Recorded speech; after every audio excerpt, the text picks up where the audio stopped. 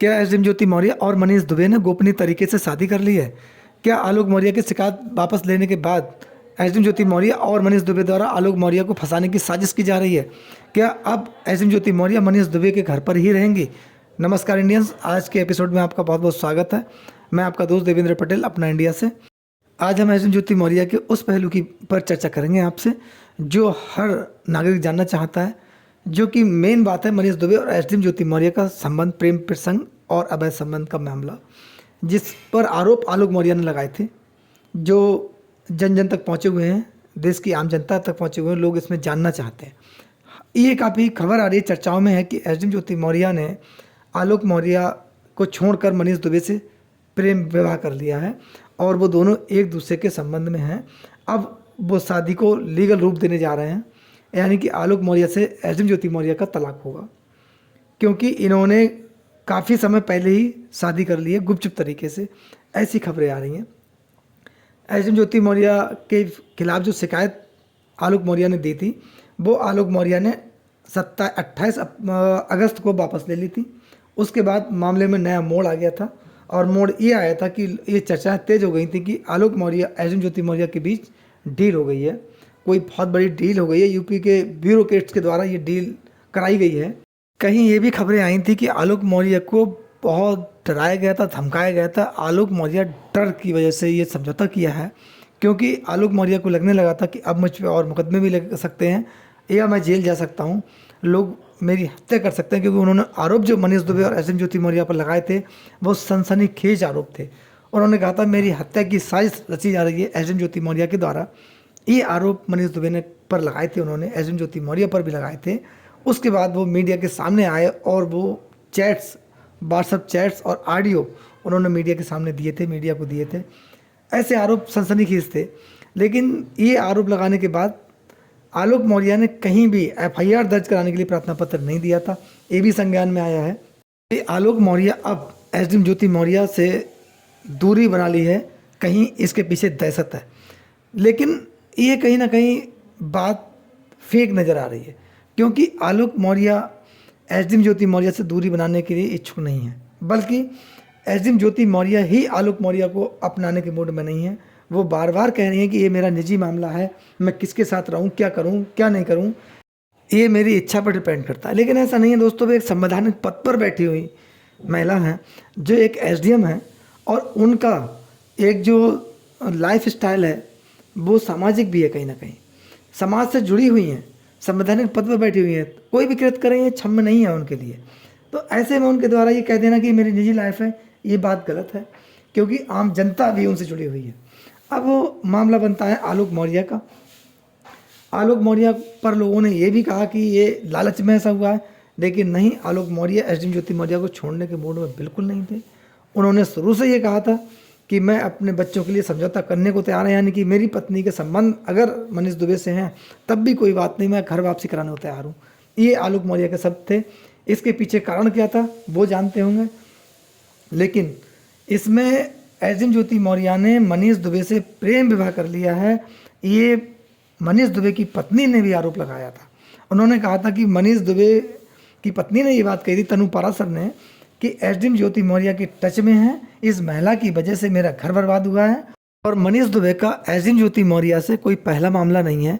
इससे पहले इन्होंने 3 महिलाओं से और प्रेम विवाह किया है, तनु पाराशर का ऐसा आरोप था। उसकी पुष्टि आलोक मौर्य ने भी की थी, और महिला होमगार्ड ने भी मनीष दुबे पर यही आरोप लगाया था कि मुझे अपने घर पर अकेले में बुलाते थे और मैं बहुत परेशान हूँ, और मेरे साथ छेड़छाड़ करते थे, यानी कि अवैध संबंध बनाने का दबाव बनाते थे। मैं मजबूर थी, इसीलिए मैंने शिकायत की। ये सब चीज़ें मनीष दुबे के अगेंस्ट थी।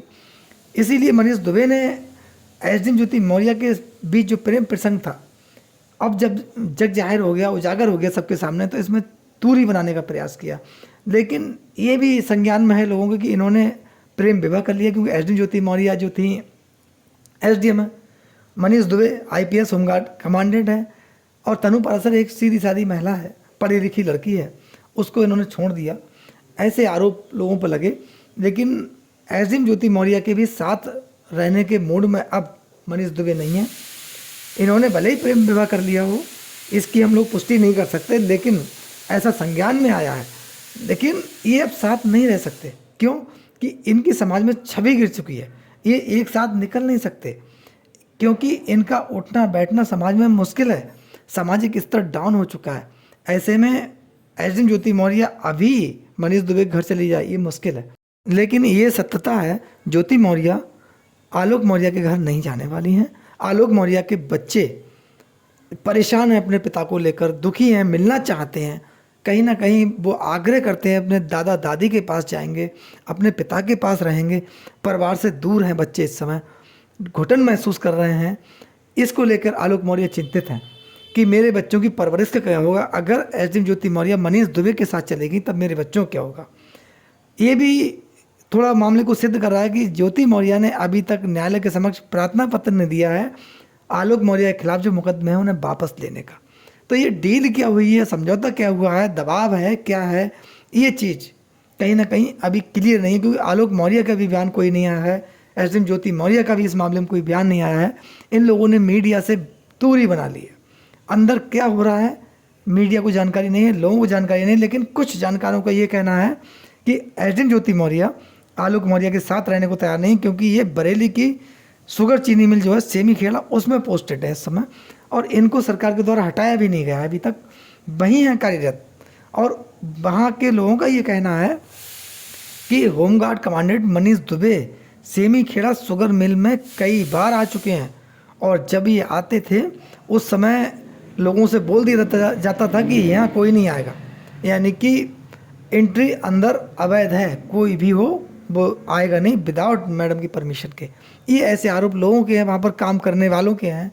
कई लोग वहाँ जो ट्रैक्टर का काम करते हैं, फैक्ट्री में काम करते हैं, उनका भी कहना है, वर्कर्स का कहना है, काफ़ी लोगों के ऐसे आरोप हैं। लेकिन उन्हें ये पता नहीं था कि अंदर अंदर एक बहुत बड़ी खिचड़ी पक रही है। होमगार्ड कमांडेंट थे, वो एक रिश्तेदार बन के वहाँ आते थे और वहाँ कुछ समय रुकने के बाद वापस जाते थे, जबकि होमगार्ड कमांडेंट लीगल छुट्टी पर नहीं होते थे। यानी कि जहाँ पोस्टिंग थी वहाँ पर लीव पर नहीं आते थे, और गुपचुप तरीके से आए, अधिकारियों को बिना बताए आए और उसके बाद यहाँ रहे, उसके बाद चले जाते थे। ऐसा लोगों का आरोप है। और ये मामला सुर्खियों में भी आया था कि होमगार्ड कमांडेंट द्वारा छुट्टी नहीं ली जाती थी। ऐसी ही छुट्टियाँ एसडीएम ज्योति मौर्य जब मिलने जाती थी, ये भी लीगल छुट्टी पर नहीं जाती थी। तो कहीं ना कहीं सवाल उठने लाजमी है। और ऐसे में आलोक मौर्य पर कानूनी शिकंजा अगर इनके द्वारा कसा जाए या आलोक मौर्य को फंसाने का प्रयास किया जाए तो इसमें कोई असत्यता नहीं हो सकती है, कहीं ना कहीं सच्चाई भी हो सकती है। आलोक मौर्य को इसमें सतर्क रहने की ज़रूरत है, क्योंकि लोगों का कहना है आलोक मौर्य के द्वारा एसडीएम ज्योति मौर्य के खिलाफ शिकायत वापस लेना बहुत बड़ी भूल थी, और वो भूल कहीं ना कहीं आलोक मौर्य पर भारी पड़ती दिखाई दे रही है। आलोक मौर्य कहीं ना कहीं फंसते हुए दिख रहे हैं, क्योंकि ये लोग किसी भी समय पलटवार कर सकते हैं, ये मौके की तलाश में है। इस मामले में आपकी राय क्या है, हमें कमेंट्स बॉक्स में ज़रूर बताएं। आपके प्यार और सहयोग के लिए यूट्यूब के माध्यम से हम आपका बहुत बहुत अभिनंदन करते हैं। नमस्कार, धन्यवाद, जय हिंद।